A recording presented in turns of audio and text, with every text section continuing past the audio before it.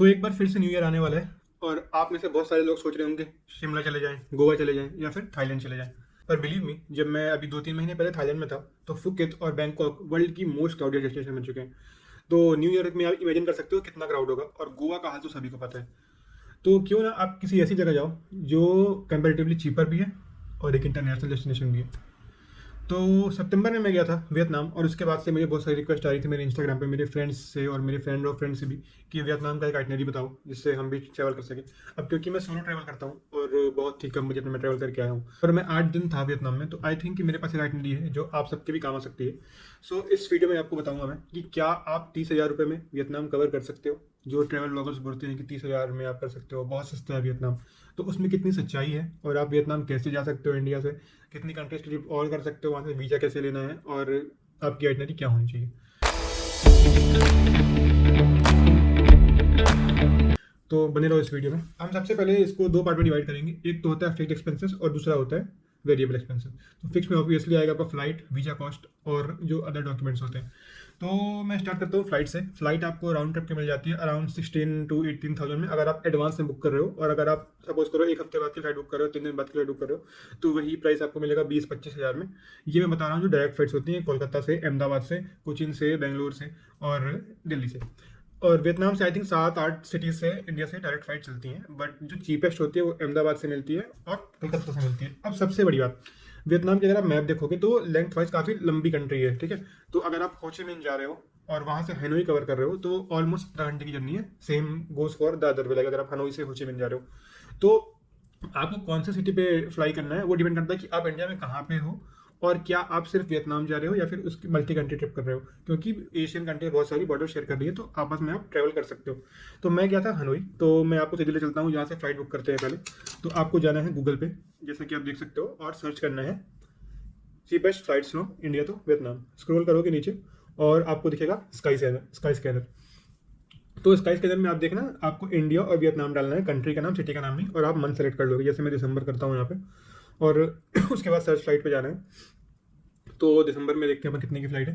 देखो दिसंबर में होची मिन की दिखा रही है 7,500 की फ्लाइट, लेकिन कोची से। तो अगर आप केरला में हो, तमिलनाडु में हो, बेंगलोर में हो, कर्नाटका में हो, तो फिर आप ये वाला रूट ले सकते हो। तो आपको राउंड ट्रिप पड़ जाएगी अराउंड 15-16 की।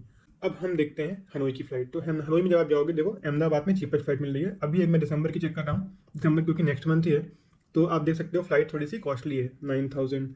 आप जैसे एक मंथ आगे की देखोगे, आपको सारे दिन मतलब 8-9 हज़ार की फ्लाइट मिल जाएगी। तो बेसिकली मेरा कहने का मतलब ये है कि आपको 8-9 हज़ार में वन वे की फ्लाइट मिल जाती है, टिकट मिल जाती है। अगर आप उस पर लगेज ऐड करते हो तो 2,000 रुपये के आसपास लगता है।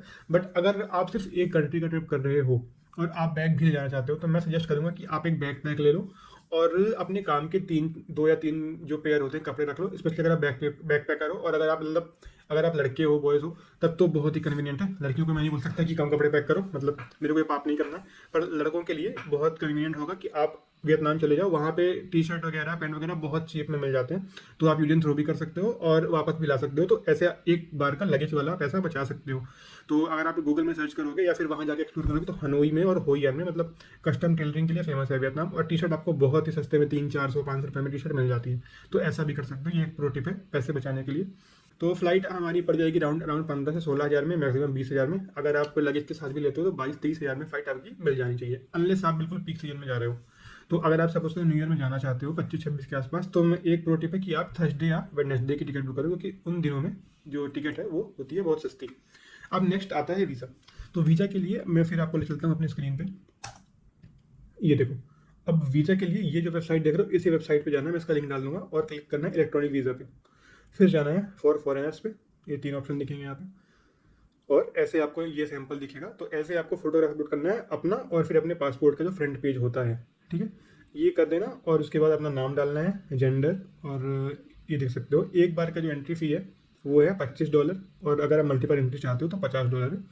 30 दिन का वीज़ा मिलता है, और $25 में जो आपका वो कन्वर्ट होगा INR में, वो होता है 2100 से 2200 रुपये। तो मतलब 2200 के कम में ही हो जाना चाहिए वो।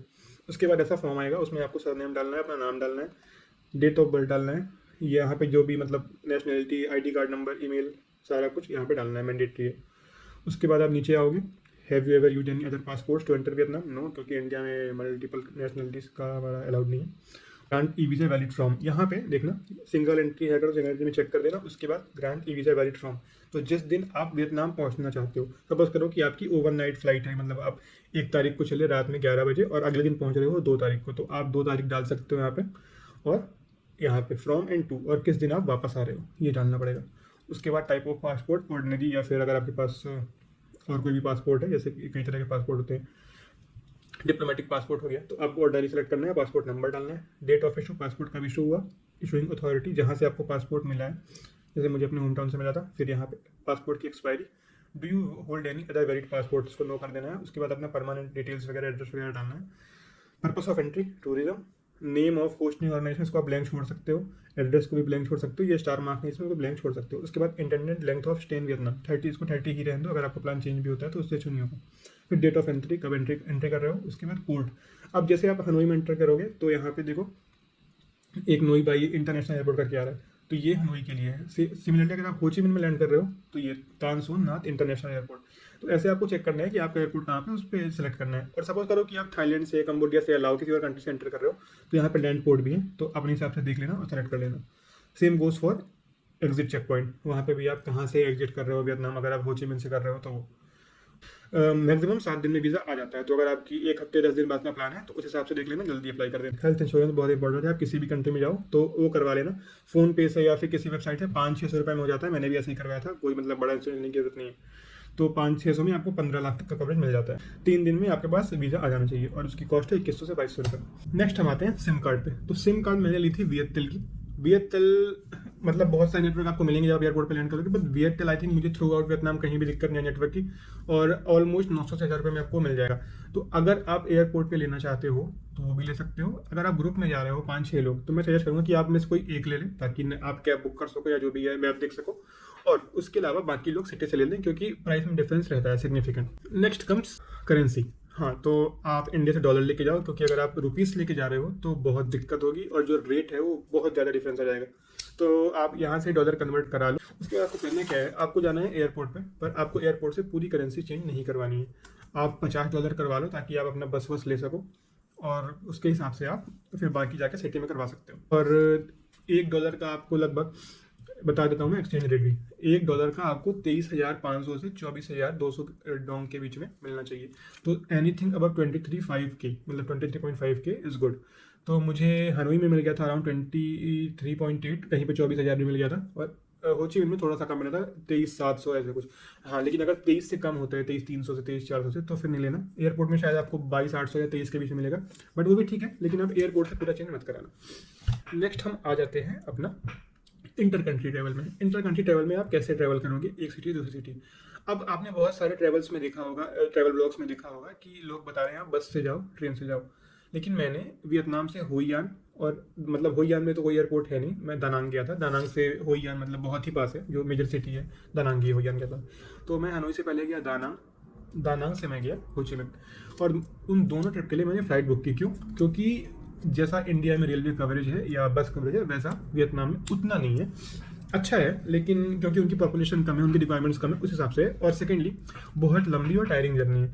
तो अगर आपके पास टाइम है 9-10 दिन का, तो आप ये कर सकते हो ट्रेन वाला। और अगर नहीं है तो फिर मैं सजेस्ट करूँगा आप भी फ्लाइट ले लो। उसके 2-3 रीज़न है। पहला रीज़न ये कि जो आप चीपेस्ट टिकट बुक करोगे आपको मिल जाएगी 800-900 रुपये में ट्रेन की टिकट, लेकिन उसमें वो स्लीपर कोच नहीं मिलेगी जैसे इंडिया में होती है, वो सिटिंग वाली बस रहेगी, और वो जर्नी का ऑलमोस्ट टाइम रहता है 15 घंटे मिनिमम, और it can go up to 17 to 18 hours.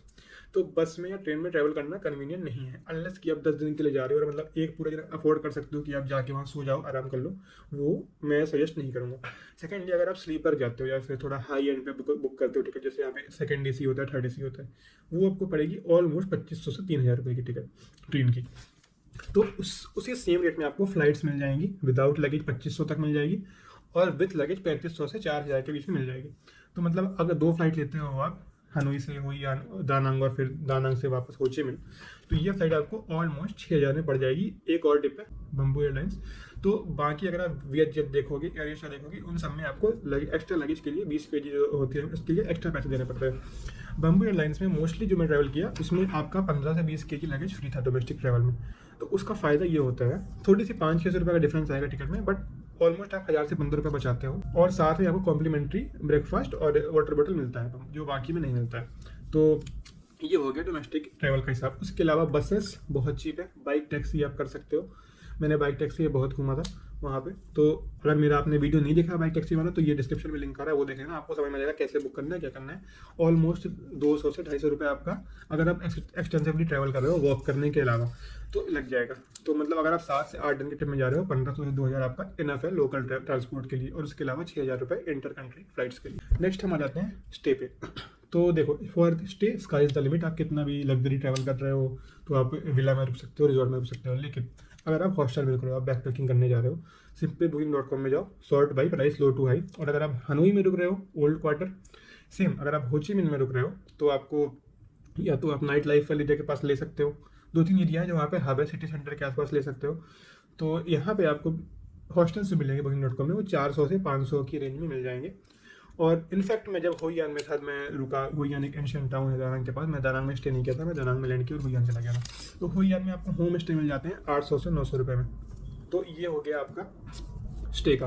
पर आपको हॉस्टल 400 से 500 में मिल जाएंगे। तो अगर ऑन एन एवरेज में 7 से 8 दिन की ट्रिप करूँ तो आपका 4 to 5 के में आराम से स्टे हो जाना चाहिए। हॉस्टल अच्छे होते हैं, वॉशरूम अटैच मिल जाते हैं, काफ़ी साफ़ सुथरे हॉस्टल होते हैं, सारी वहाँ फैसिलिटी होती है, वॉशिंग मशीन से लेके। एक और बात है, अगर आप जैसे एक्सटेंसिव ट्रैवल कर रहे हो वियतनाम में, बाहर जा रहे हो, तो आप एक काम कर सकते हो, अपने साथ इंडिया से एक बॉटल लेके जा सकते हो, छोटा सिपर टाइप का, और वहाँ पे जाके आप एक 5 लीटर का बॉटल खरीद लो 7-Eleven से, या फिर जो भी सुपर स्टोर होते हैं, क्योंकि आपको हॉस्टल में पानी मोस्टली पीने को नहीं मिलता है, जो एक्चुअली जो सस्ते हॉस्टल होते हैं, तो आपको वहाँ से बॉटल खरीदनी पड़ेगी। तो आपका मतलब दिन का 100-150 रुपये पानी पीने में जा सकता है। तो उससे अच्छा ये है कि आप 5 लीटर का बॉटल ला लो, वो आपका 2 से 3 दिन चल जाएगा, 2 दिन तो एटलीस्ट चली जाएगा, और वो कंपेरेबली बहुत सस्ता रहता है, चीप रहता है। तो आप रिफिल कर सकते हो अपने सिपर में और उसको यूज़ कर सकते हो जब भी ट्रैवल कर रहे हो। तो पानी कैरी करो एक छोटे बैग के साथ, इसमें आप सिर्फ पानी में ही आप कम से कम 1000 से 1500 रुपये बचा सकते हो 7 से 8 दिन के ट्रिप में। नेक्स्ट हम आते हैं खाने पे। क्या वियतनाम में वेजिटेरियन खाना मिलता है? अच्छा, नहीं। वियतनामीज जो लोकल फूड है उसमें वेज के बहुत ज़्यादा ऑप्शन नहीं है। कुछ ऑप्शन हैं, लेकिन जो उसका टेस्ट आपको है वो, अगर आप मतलब नॉर्थ इंडियन या साउथ इंडियन जो आपको मसाले खाने में अच्छे लगते हैं, स्पाइसेस, तो शायद वो आपको पसंद नहीं है। मतलब मोस्टली लोगों को नहीं आता इंडिया में। आपको टोफू मिल जाएगा, आपको नूडल्स मिल जाएगा, सोपी नूडल्स जो होता है, बट उसमें जो मसाले हैं वो बहुत ऑलमोस्ट ना के बराबर रहते हैं। तो आई एम नॉट श्योर कि आपको पसंद आएगा। इंडियन रेस्टोरेंट है, लेकिन वो 3-4 टाइम्स ऑफ जो आपको कॉस्ट करेगा वियतनामीज फूड उसके। तो लेकिन कुछ चीज़ें मिल जाती हैं, जैसे आप नूडल्स मिल रहा है वहाँ पे, एग नूडल्स मिल जाएगा आपको। उसके अलावा जो नॉन वेज, उनमें आप जाके बोल सकते हो कि मुझे इसमें मीट नहीं चाहिए, और मीट में स्पेसिफाई कर देना कि एनी काइंड ऑफ मीट, क्योंकि कुछ जगह होता है कि वो फिश को वेज काउंट कर लेते हैं या फिर एग डाल देते हैं, तो आपको बोलना है नथिंग ओनली। और गूगल मैप पे आप डाल सकते हो CHAY, चे। तो चे मतलब होता है वहाँ पे वेज या वीगन। वीगन रेस्टोरेंट बहुत अच्छे हैं वियतनाम में, काफ़ी इंटरेस्टिंग डिशेस मिलेंगी आपको। थोड़ा कॉस्टली साइड पे हो सकता है, बट फिर भी आप 400 से 500 रुपये दिन में खा सकते हो। एक बहुत फेमस डिश है वहाँ की बान मी। बान मी बेसिकली लाइक सब में आप वेजिटेबल स्टफिंग रहती है या फिर एग स्टफिंग रहती है। तो बान मी आप खा सकते हो एटलीस्ट ब्रेकफास्ट लंच में एक बार दिन में खा सकते हो। साथ में अगर आप वियतनाम जा रहे हो तो वहाँ पे कॉफ़ी के लिए वियतनाम बहुत फेमस है, तो कॉफ़ी पीना, एग कॉफ़ी जरूर ट्राई करना। अगर आपको एग से प्रॉब्लम नहीं है तो बहुत ही फेमस है, मस्ट ट्राई। तो ऑन एन एवरेज आप 400 से 500 रुपये अगर आप किसी रेस्टोरेंट में नहीं जा रहे हो भाई हैं तो खर्च करोगे। तो मैं ये मान के चलता हूँ कि आपका 8 दिन का 5000, 4,500 से 5,000 रुपये लग जाएगा खाने का। उसके अलावा कुछ इंडियन रेस्टोरेंट बहुत अच्छे हैं, जैसे मेरा आप हुईयान का ब्लॉग देखोगे, वहाँ पे एक उड़ीसा के भाई हैं जो रेस्टोरेंट चला रहे हैं, तो वहाँ पे जा सकते हो। मैंने साउथ इंडियन टेस्ट किया था, बहुत अच्छा खाना। नेक्स्ट आते हैं कि क्या क्या अट्रैक्शन घूम सकते हो। अब जब वियतनाम की बात आती है, सबसे पहले लोगों के दिमाग में आता है हालोंग बे का टूर। हनोई से बहुत पास है हालोंग बे, सबको पता है, और बहुत आपने फोटोज़ देखी होंगी क्रूज़ की, लोग वहाँ पे कयाकिंग कर रहे हैं, ट्रैकिंग कर रहे हैं। बट द रियलिटी इज़ कि हालोंग बे वियतनाम का गोवा बन चुका है, ओवर क्राउडेड हो चुका है। कोई भी जाता है, कपल्स हो गया, सोलो ट्रैवलर्स हो गए। आप क्या कर सकते हो, कैट बा आइलैंड जा सकते हो।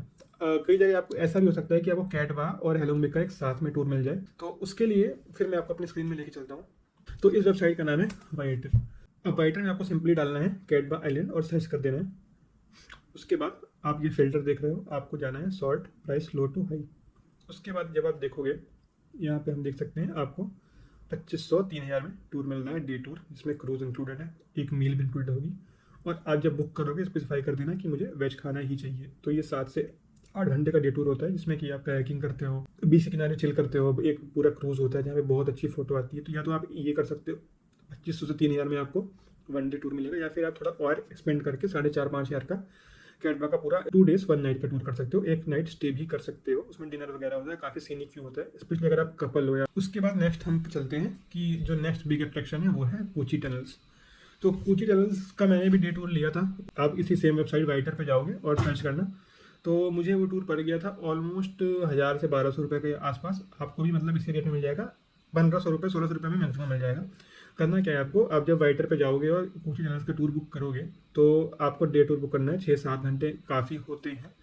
उसमें आपको देखना है कि ग्रुप का साइज़ क्या है, क्योंकि 2 तरह के टूर जाते हैं, एक लॉन्ग ग्रुप और एक बिग ग्रुप होता है। इसमें 30 से 40 लोग होते हैं। एक छोटा स्मॉल ग्रुप होता है, उसमें 200-300 रुपये ज़्यादा लगते हैं, लेकिन आपका जो ग्रुप का साइज होता है वो छोटा होता है। तो बेसिकली एक गाइड को कम लोग को मैनेज करना पड़ता है, तो you get a better experience, आपको सब कुछ समझ में आता है। क्योंकि आप खुद से अगर जाओगे कुछ यहाँ तो बहुत मुश्किल होगी समझने में चीज़ों के, वहाँ का हिस्ट्री में। और साथ में उस टूर में मोस्टली ब्रेकफास्ट इंक्लूडेड होता है, आपको वाटर बॉटल मिलता है, रिफ्रेशमेंट मिलता है, सब कुछ मिल जाता है। नेक्स्ट फिर उसी टूर में आप ऐड कर सकते हो मेकॉन्ग डेल्टा, तो ये आपको 1500 या 2000 में पड़ जाएगा। तो अगर आप 2 टूर करते हो तो 4 से 5000, और अगर एक करते हो 2500 से 3000, इतने में पड़ जाना चाहिए। थर्ड बहुत फेमस टूर है बाना हिल्स। फेमस से ज़्यादा मैं कहूँगा ओवर हाइप्ड। इसमें आपने देखा होगा एक बड़ा सा हाथ है, उसके ऊपर एक ब्रिज है, और वो भी ऑलमोस्ट 2500 से 3000 का टूर है। लेकिन अगर आप मेरी मानो, अगर आप वहाँ पे जा रहे हो तो जैसी फ़ोटो आपने देखी होगी कि लोग दूर से ड्रोन शॉट ले रहे हैं, वैसी फ़ोटो आप नहीं खींच पाओगे, क्योंकि आप लिटरली उस ब्रिज के ऊपर होगे। तो वहाँ पे आई डोंट थिंक कि जाना, मतलब अगर आपके पास बहुत सारा टाइम है और पैसे एक्स्ट्रा आप खर्च कर सकते हो, money is not a constant, तो बिल्कुल जाओ, क्योंकि आप बार बार नहीं जाते हो Vietnam. But I don't think कि 3000 रुपये देना उसके वर्थ है। तो आई वुड रादर से कि आप एक दिन एक्स्ट्रा कहीं रुक लो या कोई ऑफ बीट प्लेस एक्सप्लोर कर लो, क्योंकि दानांग के पास बहुत सारे टेम्पल भी है। एक शिवा टेम्पल है बहुत फेमस थोड़ा दूर पे, तो वो कर सकते हो। Next comes transportation, local transportation. तो ट्रांसपोर्टेशन जब मैं हनोई में लैंड किया तो वहाँ से मैं कैब नहीं लिया, क्योंकि मैं ऑब्वियसली मैं बजट में ट्रैवल कर रहा था। तो बस नंबर 86 चलती है हनोई एयरपोर्ट से, जो ओल्ड क्वार्टर है। ओल्ड क्वार्टर पे ही एक और टिप है, ओल्ड क्वार्टर पे ही अपना स्टे बुक करना है जब आप हनोई में हो, क्योंकि जो भी लोकल अट्रैक्शन है वहाँ से बहुत पास है। वहाँ पे सारा पार्टी वाला सीन है, हॉस्टल वगैरह वहीं पे है जहाँ पे सारे फॉरेनर्स रहते हैं आके, तो वहीं पर रहना। बस नंबर 86 का जितना जो आप कॉस्ट पड़ेगा टिकट का वो है 45,000 VND, तो लेस देन 200 रुपये होता है। यही अगर आप कैब करोगे 1000 रुपये तक पड़ेगा। क्या आप 30,000 में वियतनाम एक्सप्लोर कर सकते हो? उसका सीधा सीधा आंसर है नहीं। अब इसमें एक खुशखबरी ये है कि वियतनाम ने वीज़ा फ्री कर दिया इंडियंस के लिए, तो आपके 2200 रुपये बच रहे हैं, 2100 से 2200 रुपये। सेकेंडली, बहुत सारे हॉस्टल्स में किचन होते हैं जहाँ पे आप कुक कर सकते हो अपनी मील। तो जब आप हॉस्टल बुक कर रहे हो तो आप फिल्टर पे डाल सकते हो कि मुझे एक ऐसा हॉस्टल चाहिए जहाँ पे किचन हो, जहाँ पे वॉशिंग मशीन हो। अगर ये 2 फैसिलिटी आपको मिल जाती हैं तो आप इसलिए 2000 रुपये तक बचा सकते हो, 2 से 2500 रुपये अपने 7 दिन के ट्रिप में। तो 2500 ये हो गए और 2000 रुपये आपकी वीजा फीस के बच रहे हैं, ऑलमोस्ट 4.5-5 रुपये आपके बच गए।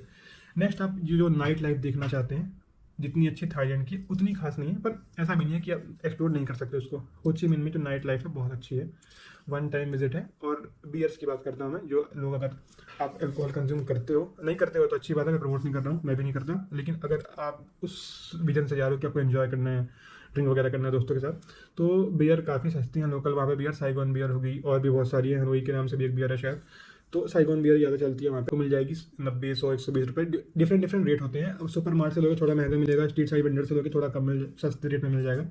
सेकेंडली, वियतनाम में फ्रेश जूसेस बहुत अच्छे मिलते हैं। I literally lived on juices. चाय तो वहाँ पे अगर आप किसी को बोल रहे हो मिल्क टी कॉफ़ी मंगाई तो उसने आइस कॉफ़ी करके दे दी। तो वहाँ पे ये गर्म बेवरेज का कल्चर इतना नहीं है, मतलब लोग people don't consume hot beverages, तो वो ज़्यादा पसंद करते हैं cold coffee, ice tea, boba tea. तो स्पेसिफाई करना पड़ेगा। इससे अच्छा हो कि आप खुद मिल्क लेके जाओ और फिर बना लो। अगर आपको अच्छा मील, मतलब आपको वेज खाना नहीं मिल रहा है और कम मिल रहा है, तो बेस्ट ऑप्शन है कि आप जूस ले लो, स्मूदी ले लो। सही रेट में मिल जाता है, 90, 100, 150 रुपये, इस रेंज में आपको काफ़ी अच्छी स्मूदी मिल जाएगी। फ्रेश फ्रूट मिल जाएंगे, ड्रैगन फ्रूट, मैंगो, पाइनएप्पल, लीची, बनाना, बहुत सारे शेक मिल जाएंगे आपको बहुत ईजिली, हर कॉर्नर पर मिल जाएंगे। तो अब आ जाते हैं आपको कितना पैसा चाहिए। तो देखो, फिक्स्ड कॉस्ट हो गया हमारा फ्लाइट का 20 से 22 हज़ार रुपये। लेट्स एज्यूम कि 25 हज़ार हो गया। 25 हज़ार अगर आप एडवांस में कर रहे हो तो नहीं जाएगा, और जैसे मैंने आपको बताया है कि आप विदाउट लगेज भी जा सकते हो। कैसे? वीज़ा का तो कुछ लगेगा ही नहीं, सिम का कार्ड का मैं जोड़ रहा हूँ 1000 रुपये, तो ये हो गया आपका अराउंड 25 हज़ार हो गया टोटल। आपका स्टे का हो गया 5000 और खाने का हो गया 5000। उसके बाद हम आ जाते हैं जो इंटर कंट्री फ्लाइट्स लेंगे, उसका हमने जोड़ा 6000 रुपये, और जो हमारा लोकल ट्रांसपोर्ट हो गया बाइक टैक्सी का वो 2000 रुपये। This comes to 42K। और मैं 1500 से 2000 आपको अगर बियर का, पार्टी का, नाइट लाइफ का जोड़ देता हूँ, दिस कम्स टू 44K। उसके अलावा कुछ आपको जो टूर लेने पड़ेंगे उसका भी मैं जोड़ देता हूँ 5000 रुपये। इसमें से आप अगर एक टूर लेते हो 2 की जगह, तो 45K में आप एक्सप्लोर कर सकते हो। कितना भी सस्ती आपको फ्लाइट मिल जा रही है, आप बिना लगेज के ट्रैवल कर रहे हो, तो आपको राउंड ट्रिप पड़ जाएगी 15-16 हज़ार में भी। तो ये सब करके आप 40K में वियतनाम की ट्रिप कर सकते हो 7 से 8 दिन की। इसमें आप 10 दिन भी कवर कर सकते हो, क्योंकि मोस्टली जो खर्चा आपका फ्लाइट का रहा है, स्टे का आप 1000 रुपये में 2 दिन बढ़ा सकते हो आराम से। पर क्या आप 30,000 में कर सकते हो? नहीं, बिना फ्लाइट के आप कर सकते हो। अगर आप मल्टी कंट्री ट्रिप कर रहे हो तो हो सकता है कि आप कंबोडिया से बाई लैंड बॉर्डर जा रहे हो, तो 1000 रुपये की बस मिल गई आपको और वीज़ा नहीं लगा, तो फिर आप एक बार ये फ्लाइट दोगे तो आपके ऑलमोस्ट 7-8 हज़ार रुपये बच रहे हैं। तभी आप 30,000 की ट्रिप कर सकते हो वियतनाम की। अदरवाइज आपको 45,000 रुपीज़ चाहिए। आई होप कि मैंने सारा कवर कर दिया, जितना भी इन्फॉर्मेशन चाहिए होती है वियतनाम जाने के लिए। मेरी भी पहले इंटरनेशनल ट्रिप थी, ऐसा कोई मुझे इशू आया नहीं। तो आई होप कि इस वीडियो को देखने के बाद आपको भी कोई इशू ना आए। अगर ऐसा कुछ लगता है कि मैंने मिस कर दिया है और कुछ जाना है आपको वियतनाम के बारे में, तो या तो आप कमेंट करके पूछ लो, या फिर मैंने इंस्टाग्राम का लिंक डाल दिया, वहाँ मैसेज कर दो मुझे, मैं रिप्लाई कर दूंगा। तो this is the time, pack your bags, plan बनाओ। अगर दोस्त नहीं मान रहे हैं, सोलो ट्रिप करो। बिलीव मी, बहुत अच्छे लोग हैं वहाँ पे, आपको बहुत सारे फ्रेंड्स मिल जाएंगे। Try it. अगर आप पहले कभी इंटरनेशनल ट्रिप में नहीं गए हो, तो बस अपने डॉक्यूमेंट्स का ध्यान रखो, बी अलर्ट, और आप भी घूम सकते हो दुनिया, कोई बड़ी बात नहीं है।